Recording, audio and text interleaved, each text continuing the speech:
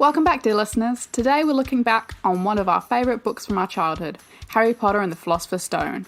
Yes, that's right, we did read it again. Stay tuned to see what we thought.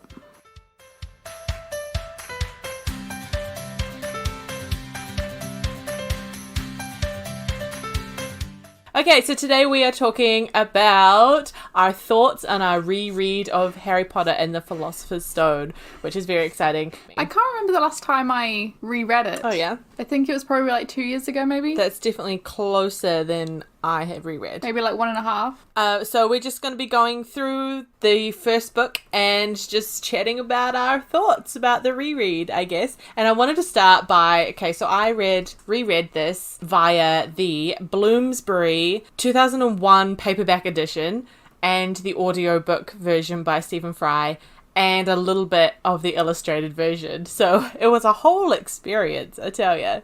But mostly it was audiobook and then a little bit of the paperback. But on the paperback of the Bloomsbury 2001 edition, which wasn't the first edition because that was like 98 or 99, the little synopsis on the back says, Harry Potter thinks he's an ordinary boy until he's rescued by a beetle-eyed giant of a man, enrolls at Hogwarts School of Witchcraft and Wizardry, learns to play Quidditch, and does battle in a deadly duel. The reason? Harry Potter is a wizard.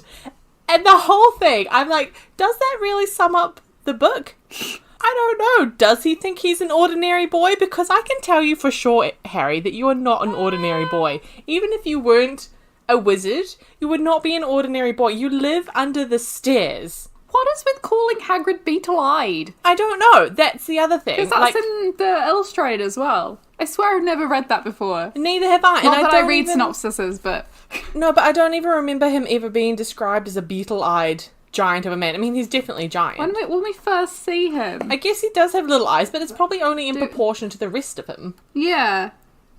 No, it says he is twice as tall as a normal man, at least 5 times as wide. It is. That is a weird description. Shh.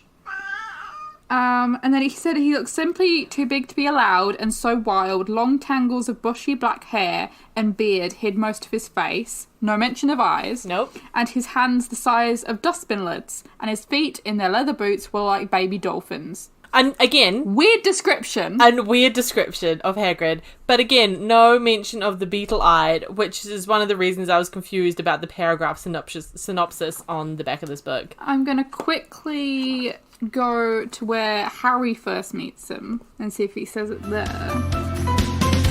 Oh, no, here you go. His face was almost completely hidden by a long shaggy mane of hair and a wild tangled beard, but you could just make out his eyes glinting like black beetles in all that hair. So it does say it. Okay, so it does say it. All right, Bloomsbury, fine. You can have that one then. I don't recall ever reading it, but obviously I've read it many times. Also, he doesn't really enroll. He just shows up because he's been told. Yeah. Anyway. It's like, sure, I will go to this boarding school, which means I don't have to hang out with my awful aunt and uncle for the rest of the year. Yeah, and does he do battle in a deadly duel? I guess technically he versus Quirrell. I guess so, but that's not a duel. It's not like a wizard's duel. No, the dueling club comes in the second book. Yeah. Anyway. We haven't even got into the book yet. It's like... I know, I'm sorry. But maybe they need to edit that. Maybe they have edited it. Now I want to know what's on the other ones. Anyway. Yeah, but if it's on the illustrated one, that's like one of the recent ones. That's true, yeah. It's not the exact same one, but it does say beetle-eyed Hagrid. Well, yeah. Beetle-eyed giant. Poor Hagrid. Well, my first comment was literally about the first line. Me too, other than the one that I've just talked about. Yes. But inside the book. Mr. and Mrs. Dursley of number 4 Privet Drive were proud to say that they were perfectly normal, thank you very much. How cool is that first sentence? Like, it's so weird, but it's so such good. Such a good first line. And I love it how it's like nothing to do about Harry as well. Like the very first line of the entire series is not about Harry. Excellent. It's like, who are these people? I picked Harry Potter and the Philosopher's Stone. Yeah, who's Dursley? So I just thought, that's great. That's great. It is. I love that first line. And as I was like reading this first chapter, it kind of like surprised me at how kind of childish it sounded.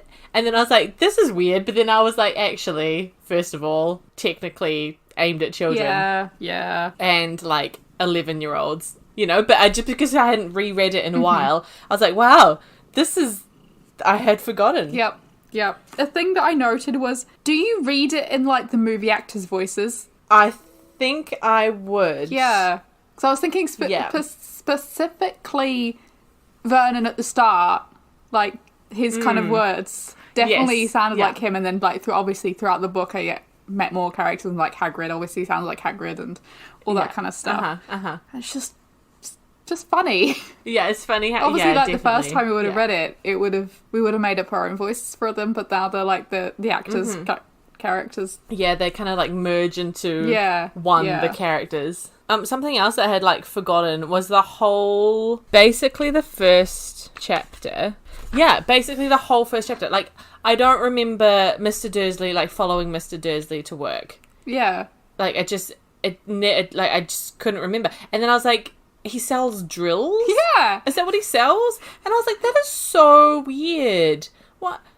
Okay, drills. And then, like, the whole, where we follow him to work, and it just didn't exist. I love this chapter because it's, like, so, like, it just reiterates, like, the first line. It's like, they're so perfectly normal, like...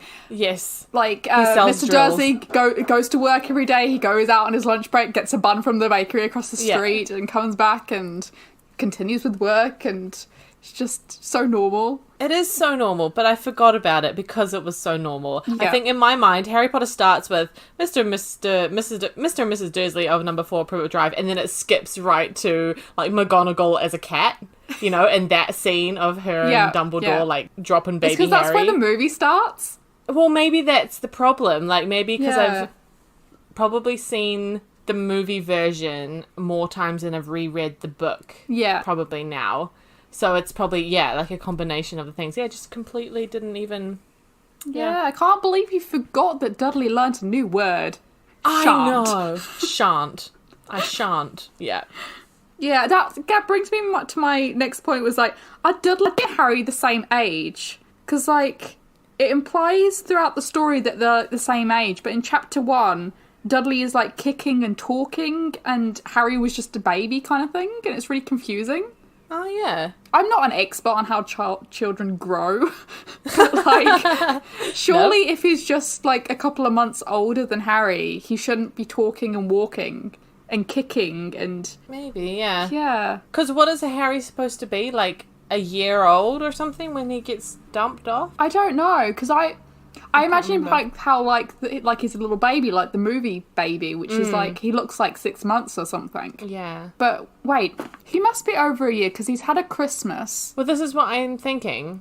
So he's had a Christmas and he got dropped off just after Halloween, so he would have been a year and like a month, 2 months. 2 months. Yeah, okay, so like 14 months. So he would have been 14 months old. Which I think is how old he is in my head, but then if Dudley's older than him... Maybe 14 months, Dudley seems like he would be 14 months. But even if he's like 18 months... Yeah, kids he are... would be 18 months by how they described it. It's just that the way I just imagine it from how they describe it is that it's like this tiny baby has been dropped off on this thing, but obviously he's not a tiny baby. Yeah. He is nearly a toddler. Okay, well, thank you for solving that riddle for me. No worries. I assume that's what we're going to be doing. Like, I have this question. Please help me.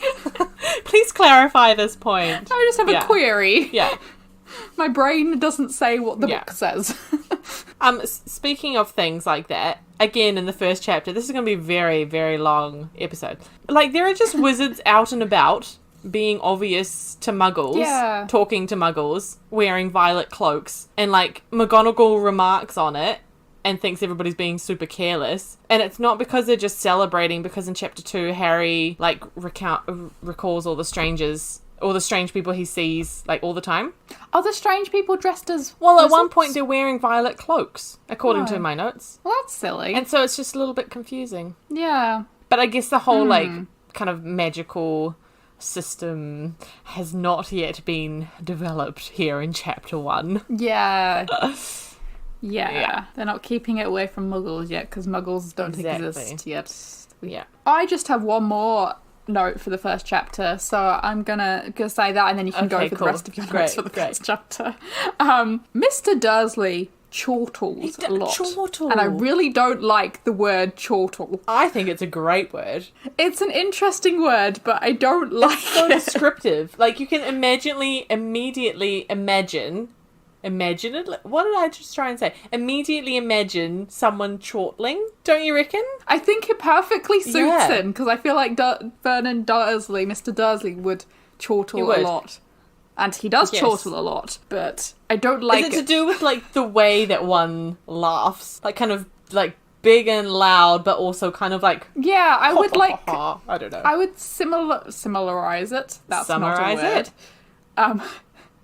No, I would think it would be similar to... Oh. That's a better phrasing of that. That's a better to, term like, phrase. Guffawing.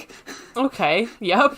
Another weird laughing term. That's true. There's a lot of laugh words. Yeah, like a really big chortly laugh. Yes. Kind of like a ho ho ho from Santa. Yes. Kind of like yeah. Santa's a very chortly person. Yes. Yeah. Anyway, yes, I noticed he does it a lot, and And you're like, I don't like this word. it didn't really annoy me. It was just it bugged me that he only chortled. Yes. No other type of laughing, just chortling. Yeah, or I just only noticed the chortling. That's true. Either way, that is it. That is my first chapter done. When Dumbledore and McGonagall, like, come on the scene, it's noted that Dumbledore's nose looks like it's been broken. Yeah. How did Dumbledore break his nose? I don't know if it's actually been broken or if it just looks Or is it like just looks like it's broken? Yeah, I think he's just got a very crookedy nose. This is what I'm wondering. Because there are other things about Dumbledore, like the supposed map of the London Underground on his knee in scar form. Like, is that actually a thing? Or is he just I being wouldn't be silly? surprised if he had broken his nose from, like, his childhood with, like, Grindelwald and stuff. Like, he had a...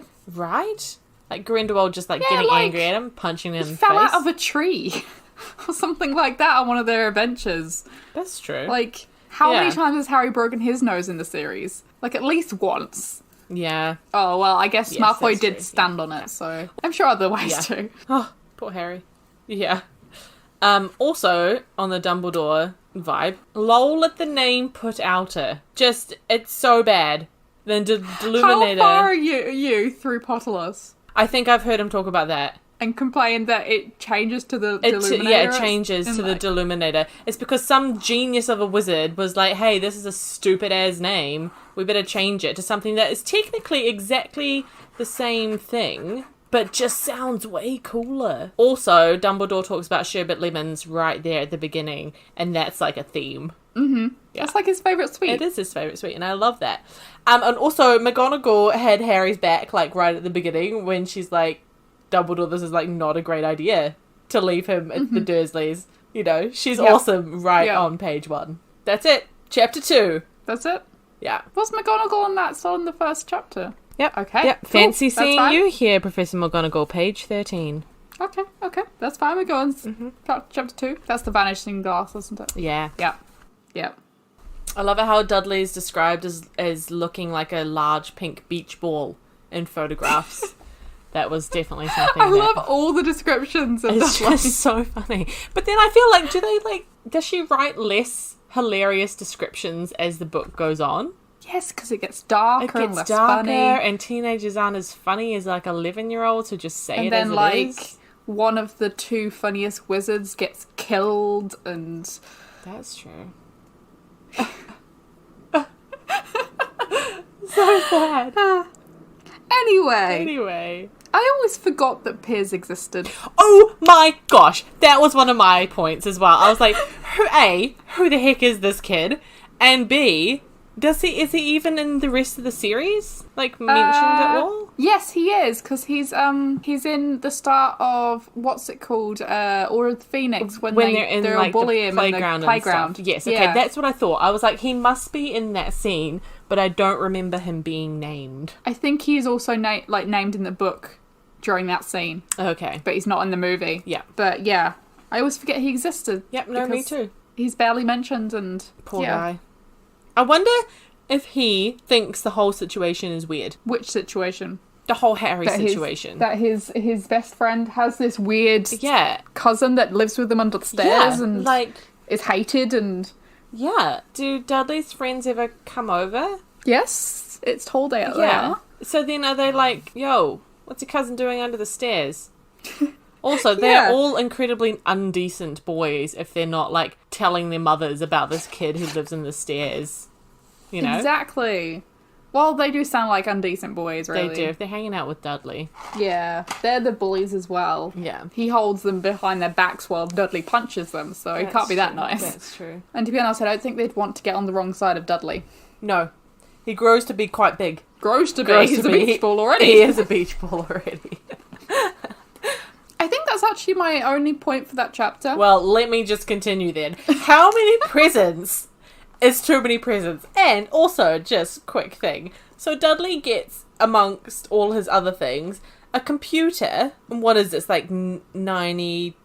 It's like the early 90s, right? Wait, yeah. Okay, so he gets a computer in the early 90s. Even if it was mid-90s, he gets a computer, a second TV, both of those things are absolutely ginormous, and a racing bike, amongst all the other things. Like, those are the things listed. So the drill business must be going impeccably well. It must be, because Petunia doesn't work. Or they have, like, the biggest loan ever, just to keep their beach ball child happy. But they'd have to do it every year. I know, well, this is what I'm wondering. I mean, no wonder he needs the second bedroom.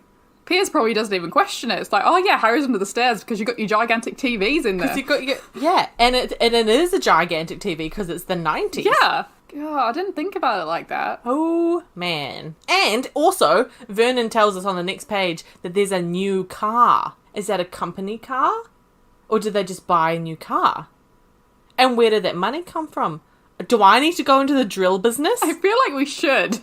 I feel like we're missing out on some, like, profitable Definitely, because income. In the second one, who does he have over? Is it his manager or is he, like, clients he's trying to impress? Yeah, with the cake. Yeah, with the cake. Because if it's his boss, then surely he's not the manager, therefore he's not earning the big bucks. So then how can he afford a new car, a second TV, a computer, and a racing bike?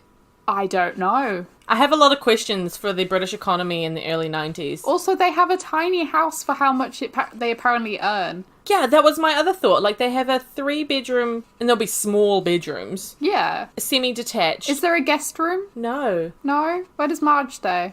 I was just wondering that. Does Harry get kicked out of the second bedroom? I don't know. I feel like there's a guest bedroom. I feel like it's a 4-bed house. That's even ruder then that Harry was under the stairs. Oh, yes. Like what a... Okay, moving swiftly along. I have comments about the zoo. Have you been to London Zoo?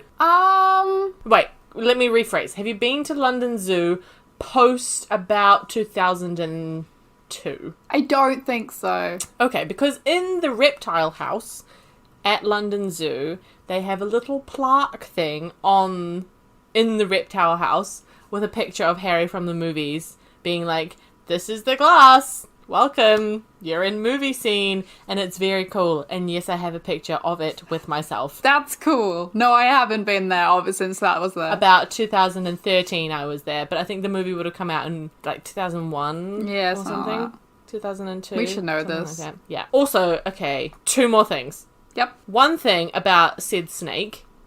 The snake says amigo as he leaves, but the snake was bred in captivity at the zoo, and he's never been to Brazil. How does the snake know Portuguese? Also, why does Harry's parcel tongue not translate amigo into English? Like, how does that whole thing work? Because it's Harry's parcel tongue that will allow him to hear what the snake says to him, right? So, does it translate it into English, or does he just know what it's saying? Yeah, well, that's the whole thing. That's what I'm, like, confused about. Because the snake said something in Portuguese in amongst his English, which is all just hissing, which Harry can understand via parcel tongue. I don't know. Anyway, I have It's questions. a kid's book. I don't know.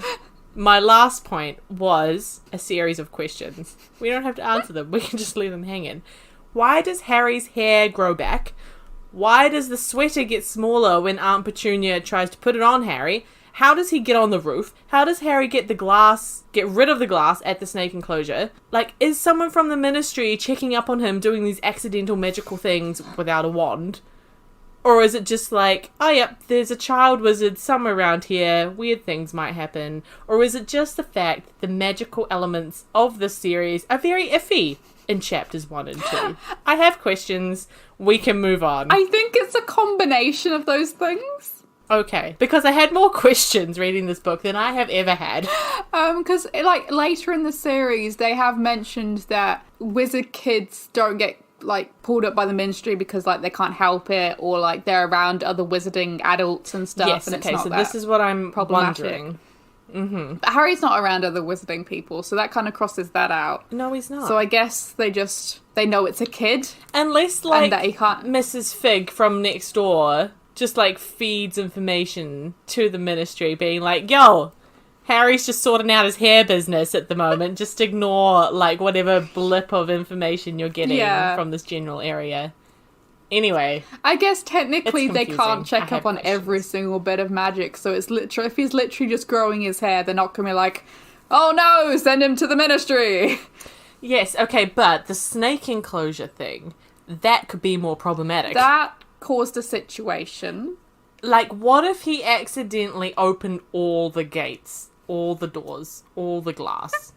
What if London Zoo got out into the streets of London and Harry's just like, that wasn't me. I don't know. Well, they'll have to put a Thunderbird into the sky and make everybody obliviate, like in Fantastic Beasts. They'll have to.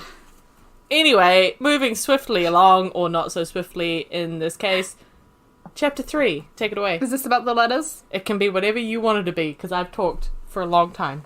I'm just checking this is the right chapter, Yes, because it some is about the chapters I haven't letters. written. Okay. Well, my first note for this is, Harry really is an idiot, isn't he? Oh, for sure, yes. Why not just put the letter in the cupboard and read it later so you can't be seen, instead of flashing it about the breakfast table? Yes. Yes. And why not pick one up off the floor instead of trying to grab one from the sky? Right! I don't know, does he do that in the book? Because he definitely does that in the movie, and it pisses me I feel off like he did it in every the book single too. time. I'm like, buddy, just get one from the floor. It's so much easier. Yeah, I'm like, Kick one under the couch so they can't see it, come back and get it later. why are you, if you never get mail and you have this weird letter, wouldn't you want to open it in private? Because you know what your family Yes. is like. You are almost very nearly 11. You know what your family is like. Silly boy. You're an idiot. Yeah. Harry Potter, Yeah. the boy who was an idiot. He was very much an idiot. Speaking of the letters, though, I noticed, like, the description, again with the descriptions, of the Hogwarts letter. It's, like, got emerald writing and a purple seal, which immediately makes me think of Emerald McGonagall and Purpley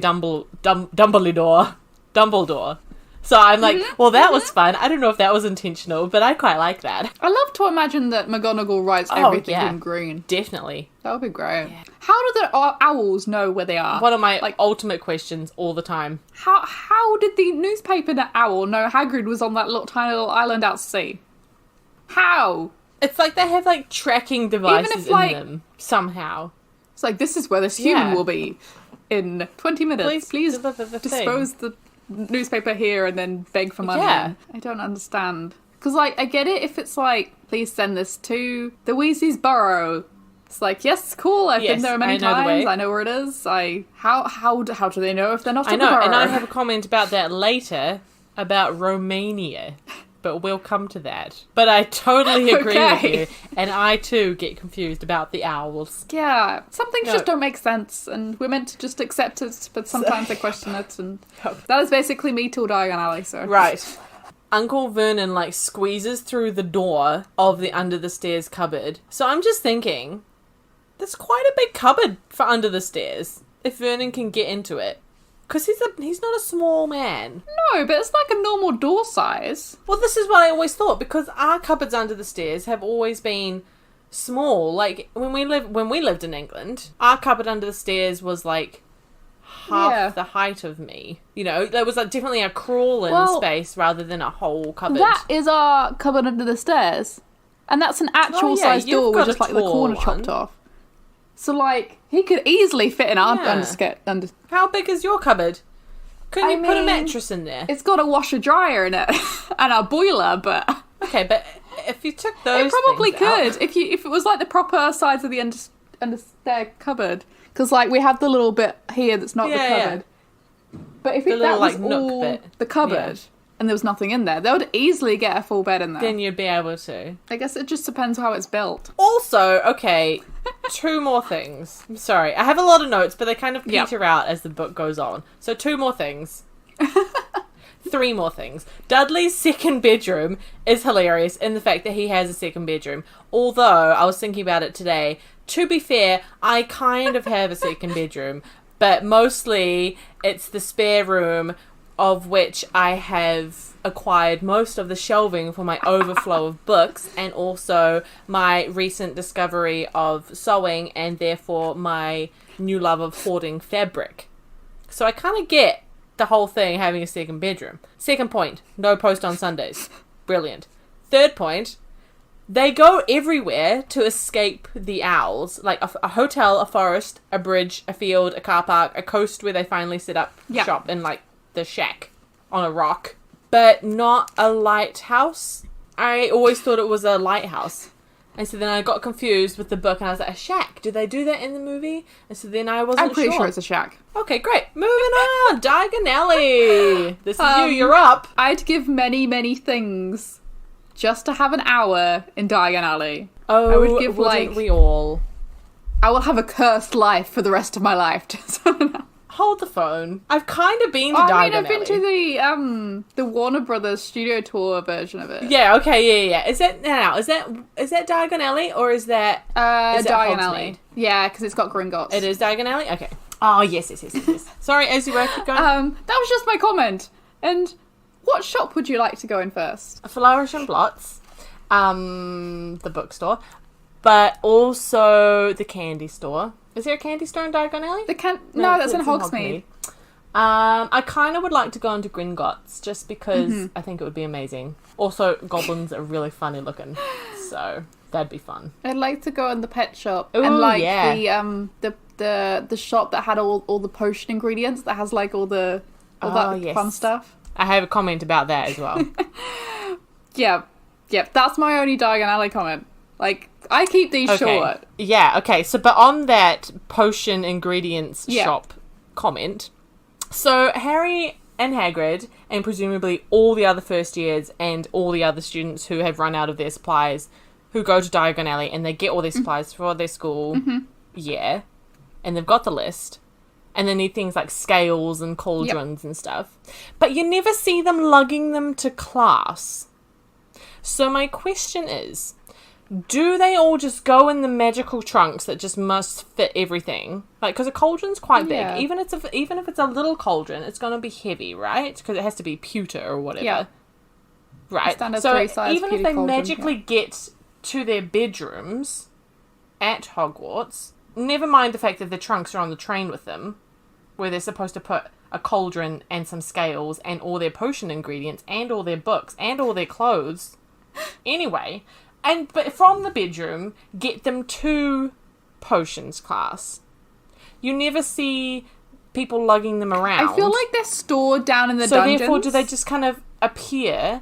Yeah, well, that's my other thing. Like, are they stored somewhere in the dungeons? And again, do they just magically appear there? Or do the house elves, like, shuffle them around in back alleyways that we don't know about? I feel like Snape probably just, like, waves his wand and they all suddenly appear. And they all just appear. But they have to appear for the right students at the right time. Because not all the students are doing potions at the same time. You're thinking too much about it. I know, I'm very sorry. I think the only thing they really carry around are books and, like, quills and stuff. They don't really carry anything else. Yeah, but again, like, why... If you could magic things from your bedroom store to your classroom, why would you even bother carrying your books? I don't think they can. I have questions. I think the tutor has to do it because they're so much better at wizarding. I really want to, like, in the movies, just see some kid in the background just lugging a cauldron. Yeah. Like, that's what I want to see. Yeah. How do I get in touch with the Wizarding World for, like, Fantastic Beasts 3? Yep. Like, just show me someone lugging a cauldron, I'll be happy. Also, Ollivanders, because we're still in Diagon Alley, right? Is this in the same one, or is it the next chapter? I don't know, but we're still in Diagon Alley. My next comment, we've got to platform 9 3/4, so. Great. Ollivanders, there's no, like, measuring in the movie version. Like, in Ollivanders in the book, he, like, measures Harry and, like, gets all the details. And he, like, gets, like, right up in Harry's grill and, like, measures him. And he's like, yeah, this one. And then it's obviously weird. But that seems weird to have to measure anyway. Especially if the wand chooses the wizard. Shouldn't the wand just know that this person's the right size? I wonder how long it takes Ollivander to do it like an average person. Yeah. Like, if he's just picking out random wands that feels right and then tries them out, like, imagine if you have to go through, like, 20 wands. Like, per person. Per person. Like, 20 people as well. Yeah, like you've been here a while. That's a lot of wands. Also, why was there nobody else in Ollivanders? Like, it's quite close to school time, right? Yeah. I guess once you've got your wand, you don't need another one unless something drastic happens. Yeah, and some people do, like, hand them down to their kids and stuff. Yes, or their brothers, because Ron has Charlie's wand. Yeah. Also, what is Charlie doing without his wand? That is my other question. I have so many questions about this book. I don't know if this was a sensible idea for us to record this, because I have too many questions, and we're only up to, like, chapter 4.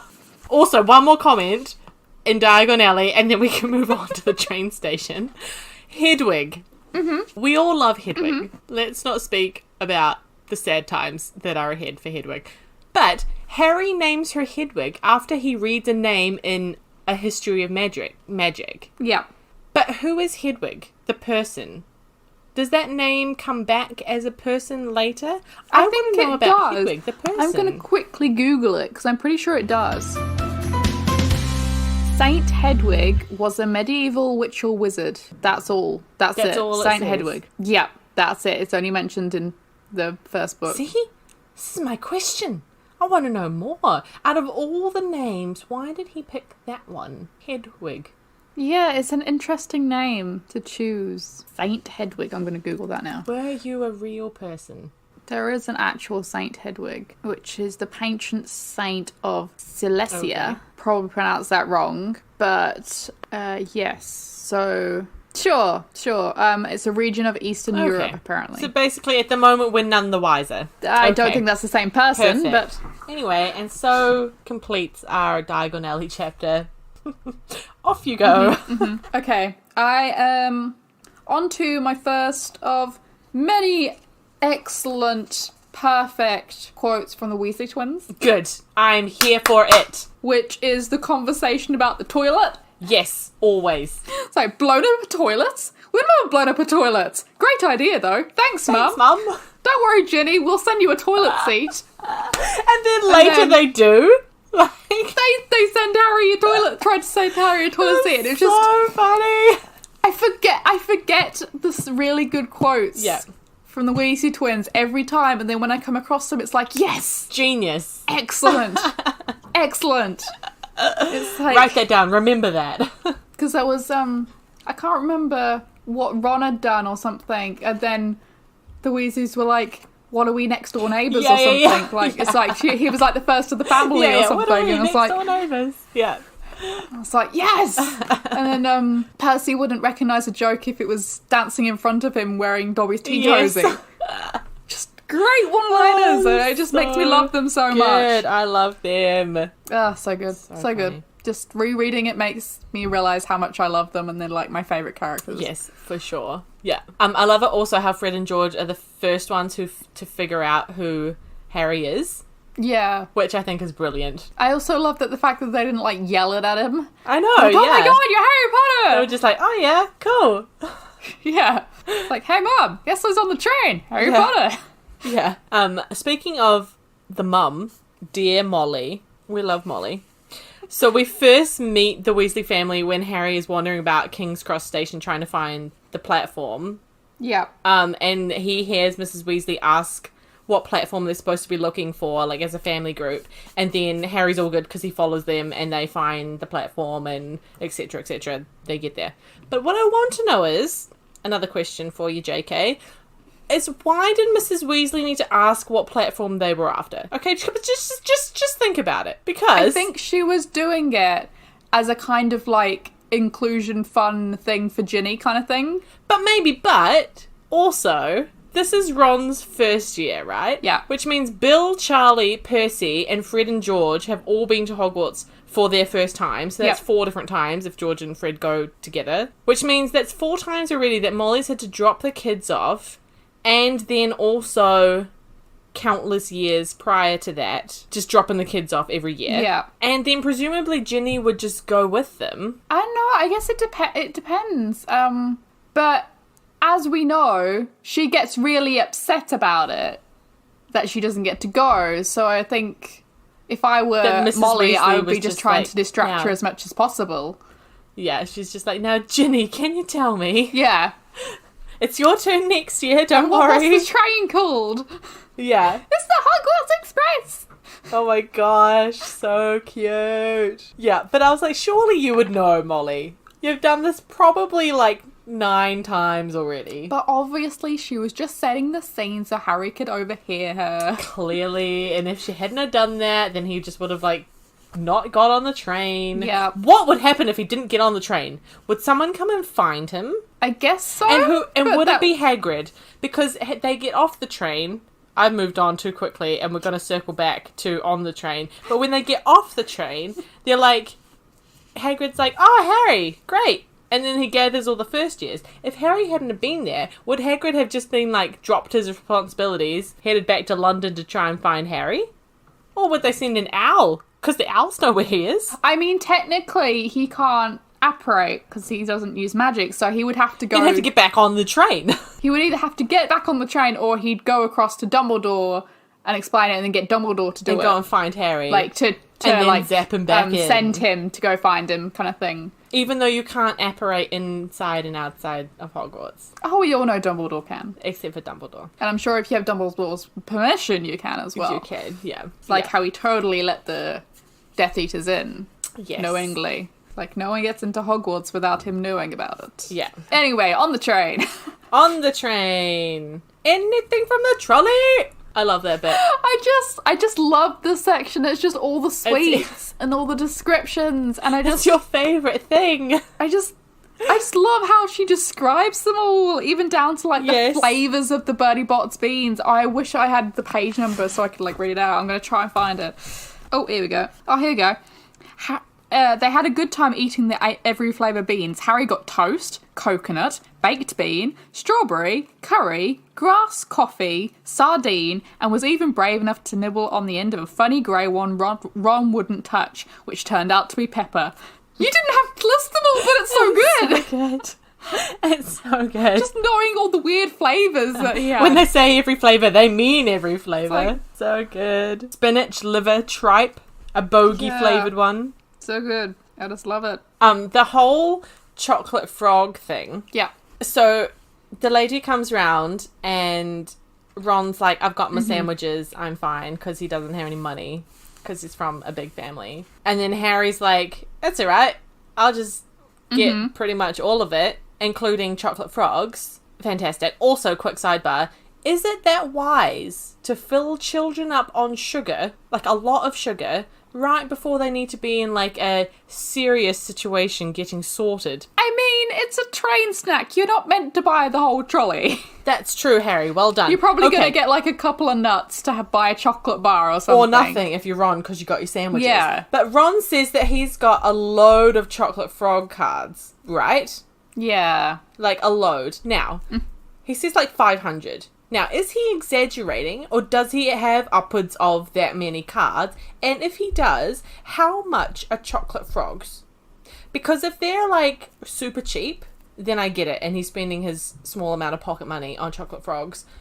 But if they're, like, a normal sort of price, how does he get so many chocolate frogs? Why does he have so many cards? I say he's slightly exaggerating. I would say so. But even if he's got, like, a whole bunch... I'd say he still has a fair amount. Yeah. And I'd say that they're not that cheap either. But this is what I think. So then I'm wondering, like, do people just give him chocolate frogs? And also, Like, maybe they just give him the cards. how do I get given chocolate frogs? Because, like, Maybe. Because, like, Neville gave Harry his card because he doesn't collect. He was like, oh, I know you collect them. Do you want the card?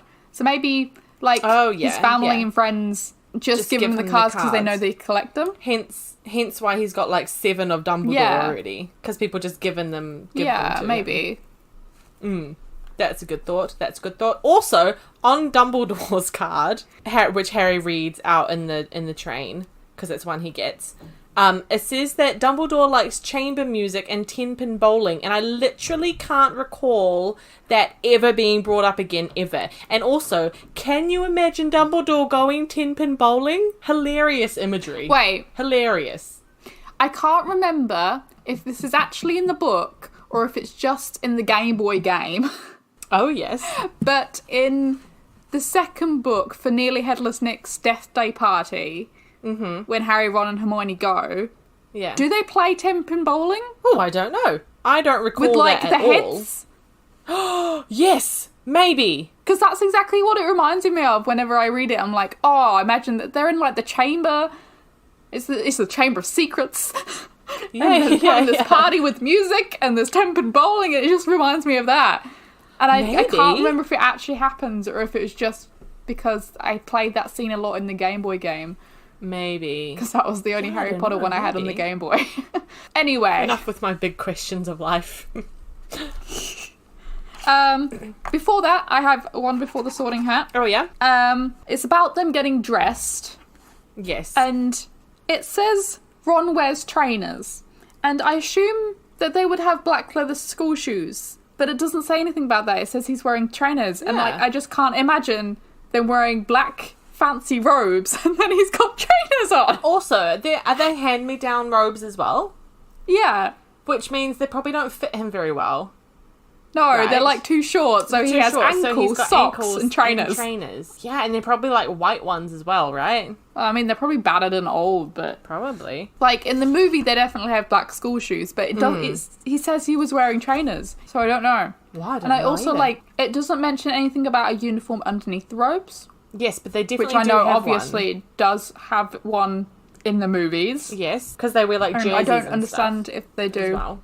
Yeah, they have, like, a school uniform and then they have the robes over the top. I should stop eating. So I can talk properly. What are you snacking on? I just like little snacky chip things. And the Piaco yogurt I'm container. trying to suck them so I'm not, like, so crunchy, but then I'm, like, stuck with them in my mouth. So yeah, like, they don't mention they have anything under their robes. I'm like, do they have anything under the robes? I would assume so. Do they just wear, like, regular clothes under their robes? That's why Ron's wearing trainers, maybe? Yeah. And then... then Hermione says that she's, like, they should change. But changing implies, like, stripping and putting more clothes on. But if they're just putting their robes over the top of their clothes... Also, if they're actually stripping and putting proper clothes on, how is that happening on a train where everybody can see into a carriage? Yes. Just casually, hey, I just met you, but I'm going to strip down to my undies right now. That is not a Carly Rae Jepsen song either. But could be. And, like, the girls...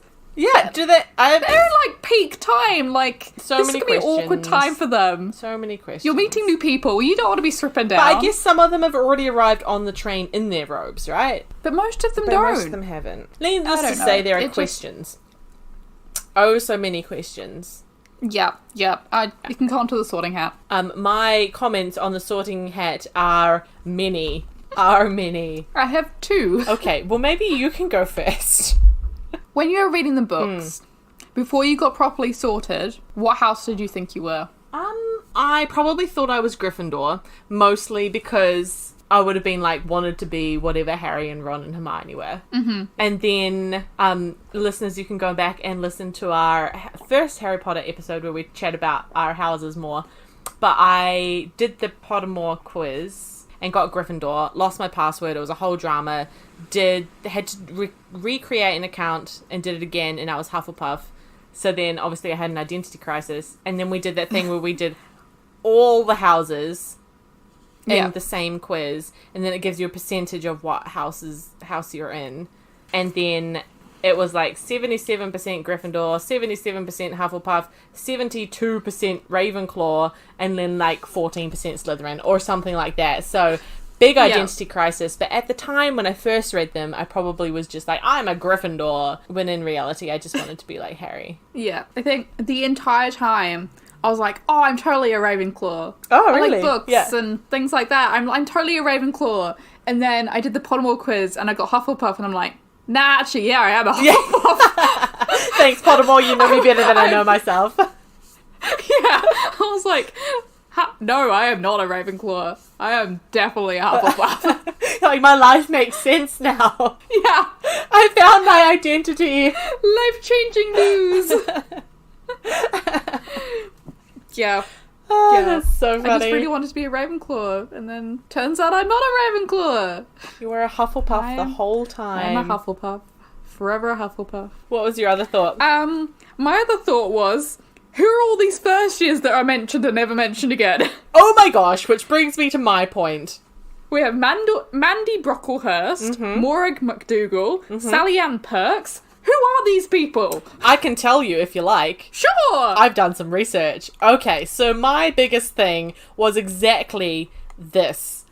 About the first years getting sorted. But first of all, the Slytherins have horrible names like Millicent and Vincent Crabbe and Goyle. Like, they're doomed from the beginning. But moving quickly along. Pansy's a cute name. Pansy's a cute name, that's true. Malfoy. So I spent way too long trying to figure out all the houses for the first years, because in my mind, for some reason, there were 5 boys and 5 girls in all the houses at every year, and I think there was a list that Rowling had, like, written, and originally there were 5 for each of the 4 houses, but then that doesn't quite add up with the Sorting Hat chapter and where students go and things like that. But here's a breakdown after my research of all the houses and all their first years, because I know you're just dying to know these things and it's important to, life. Some of these were not listed in the first book and read out by the Sorting Hat, but are now like common knowledge that we know about post the series being finished. And yes, Googling on my part. So in Gryffindor, in the boys, we have Harry, Ron, Neville, Seamus, Dean. Yep. That's 5. Then Gryffindor, we've got Hermione, Lavender, and Parvati. That's only 3. Hufflepuff, we've got Hannah Abbott, Susan Bones, and another girl called Megan Jones, which Google told me. In the boys, we've got Justin Finch-Fletchy, Wayne Hopkins, Ernie Macmillan, Anthony Goldstein. And the last 3, other than Justin, aren't mentioned in this chapter. Yeah. But they kind of appear later. In Ravenclaw, we've got Terry Boot. And then Mandy Brocklehurst, Padma Patel, Lisa Turpin, and Morag McDougal. Then in Slytherin, Draco Crabbe, Goyle, Blaise Zambini, and Theodore Knott. And the girls, Daphne Greengrass, Millicent Bulstrode, and Pansy Parkinson. And there's a couple of more who I think they've added for the movies. Yeah. The other 2 that are listed in this Sorting Hat chapter are a no-name student Moon, who I can't figure out, and Sally Ann Perks. Okay, now Sally Ann Perks is a mystery in herself, and she may be the biggest mystery. And I had to do some research, and one article I read said we don't even know what house she was in, although Harry Potter Wikia excludes Ravenclaw on the account of the fact that J.K. Rowling's original list of 40 students had 5 boys and 5 girls for each house, and all 5 Ravenclaw girls were known, so Sally Ann must have filled one of the open spots in the other 3 houses. But in this Sorting Hat ceremony, she comes before Potter in the list, but also when they're talking about their owls in 5th year, she's skipped completely when the list is read out by Flitwick. So basically there's this mystery surrounding Sally Ann Perks, and there's ideas that she could have been expelled or was in no condition to sit her exams in 5th year. Someone actually failed out! Yeah, she transferred, she failed out, or she died. And I'll link the article that I was reading below, but basically we don't know what house she was in, and we don't really know what happened to Sally Ann Perks, and it's a mystery that I've never thought about before until this reread. But, back to my original thoughts, which is about the first years, I could only find one listing for a male Ravenclaw, and that was Terry Boot. I mean, there probably are more, but I haven't, so if anybody knows, let me know. But I want to know, if for some reason there was only 1 or 2 students in first year, and therefore consequently moving up their years by themselves if there were no transfers from other schools, which I don't know if that happens or not.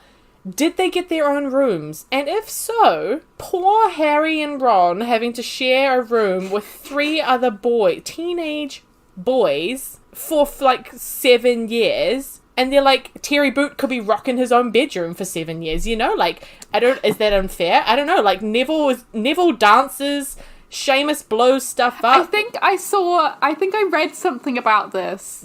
Dean dates Ron's sister. Like, you wouldn't want to live in that kind of close, confining space with all those boys. Basically, I have a lot of thoughts about this chapter, and I have to stop talking. I think I read, because someone asked us that same question, and I think people said that they would go in with, like, the year above. Okay, so they kind of mix and match them a little bit. Yeah, so, like, we always assume that there's 5 girls and 5 boys because Harry's has 5. Yeah. But they're not, and I guess if there are, like, 2 of them and, like, 3 in the year above, then they're just kind of smush them together. But it depends on the room, because technically the Gryffindor Tower is big enough for 5 beds, but we don't know what the other ones are like. They could have, like, just a gigantic girls' dormitory, which is literally all the girls in Ravenclaw. That would be horrible, wouldn't it? That would be horrible. Yeah, that's like a lot of boarding school things. I'm just picturing all the Slytherins in the dungeons with bunk beds. Yeah. That's now Malfoy what I want to happen. Brooding on the bottom. Can you imagine Draco sharing a... Vincent on the Vincent Crabbe, like, snoring on the top. But, like, caving in the bunk, so, like, Draco's, like, squashed in there. I'm imagining it like a Sully and Mike Wazowski kind of thing. Yes, that's the situation. Yeah, that is so funny. Yeah, but Sally Ann Perks, oh my goodness. If anybody has any more information She's about my new her, favourite character. let me know. She's a mystery. Who even knows what happened to her? Oh my god, the feasts. Imagine. Oh, like, do they have word. feasts every night? Or is it just, like, a fancy feast is on the special occasions and you have, like, just regular dinner on... And then what's a regular dinner in the Wizarding World? Who knows? Is the regular dinner still, like, 5 different types of meat? And Yeah. because it's, like, sharing stuff. It's not like you get, like, a plate each. No, it's like a whole, like, buffet. Yeah. And you know how in, like, book 5 and, like, spew happens? Yeah. Do the house elves make all the food? Yes. Or does it... They do? Yes. So then, all the leftover food, does that go back to the house elves? Yes. They magic it Do back they down. get to eat that? Yeah, but then what do they do with that food? Chuck it out. Magic it away. Do they have Hogwarts pigs? I think they just magic it away. Because technically you can't recreate food with magic. Like, you can't create food with magic. That's one of the rules of magic. But you could probably just clear it away and just get rid of it. Like, just, like, disappear it. Or give it to the lake squid. Oh, yeah. That's their version of a pig. Dump it into the lake. Yeah.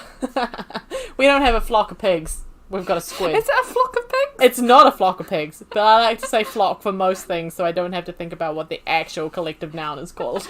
A flock of squids. Flock of people, flock of cows, flock of pigs, flock of camels, flock of house elves, you know? Yep. It could be a flock of Ravenclaws. That works. Yeah. Or a flock of griffins, because they've got wings. They do. Anyway, the squid Squid. might eat the food. Maybe. I don't know. I never thought that I was going to have this many questions. Well, still got 3 pages to go. 3.5 pages to go. Oh, that's good. My next is the mountain troll, so if you've got anything between beginning of year feast and Halloween, go for it. I have one comment about Midnight Jewel chapter, which is when they learn about Quidditch for the first time, which is all very exciting, and poor Neville is, like, bullied about his life. Yeah. And Draco gets all sassy and flies off, and Harry's like, whatever. Does he never get all sassy? I got you. Yeah. And then McGonagall's like, Harry. And then, then she takes him to see Wood. And Harry wonders if Wood is some sort of, like, punishment device. And I just love that whole scene of, like, Harry's inner thoughts being like, Wood? What is Wood? Like, what have I got myself into? I only, like... Is it like the cane? Yeah, is it like the cane? Is this gonna hurt? What's happening? And then it's just, you know, it's just Oliver Wood, who was awesome and I wish was in the series more. Yeah. That was my only comment about that. Okay, that's good. Cool.